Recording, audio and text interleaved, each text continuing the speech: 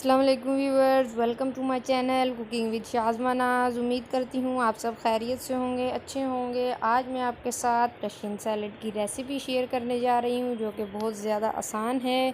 घर पर गेस्ट आएँ, आप लोग इसे झटपट से रेडी कर लें।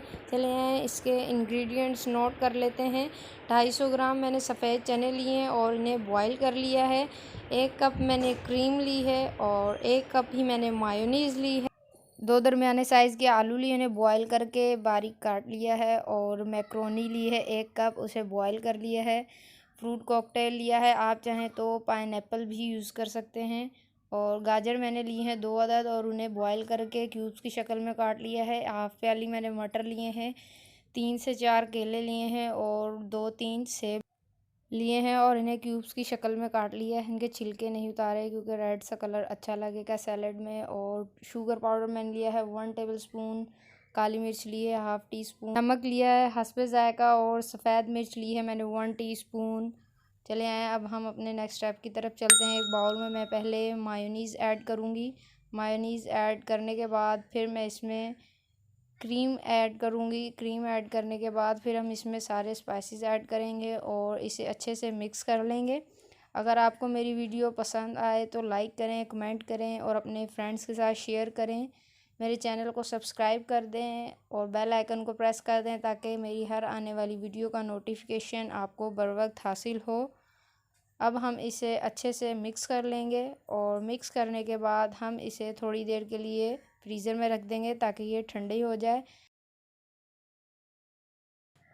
और अब हम एक बाउल लेंगे, उसमें सारे इंग्रेडिएंट्स ऐड कर देंगे। गाजर, मटर, केले, सेब, ये सारी चीज़ें हम इसमें ऐड कर देंगे।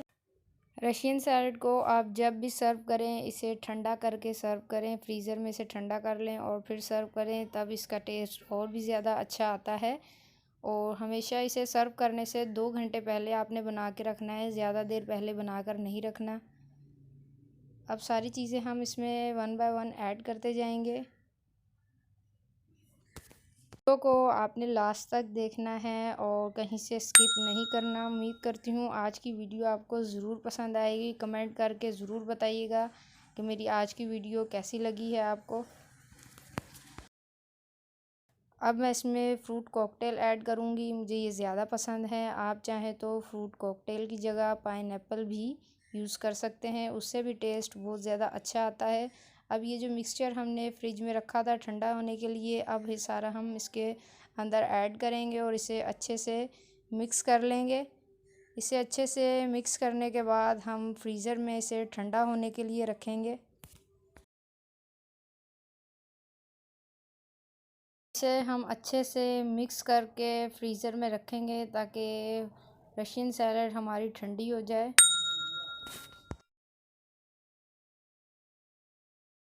रशियन सैलड हमारी ठंडी हो चुकी है, अब हम इसे डिश आउट करते हैं। उम्मीद करती हूँ मेरी आज की वीडियो आपको ज़रूर पसंद आई होगी। फिर मिलूँगी एक न्यू वीडियो के साथ। ओके, अल्लाह हाफ़िज़।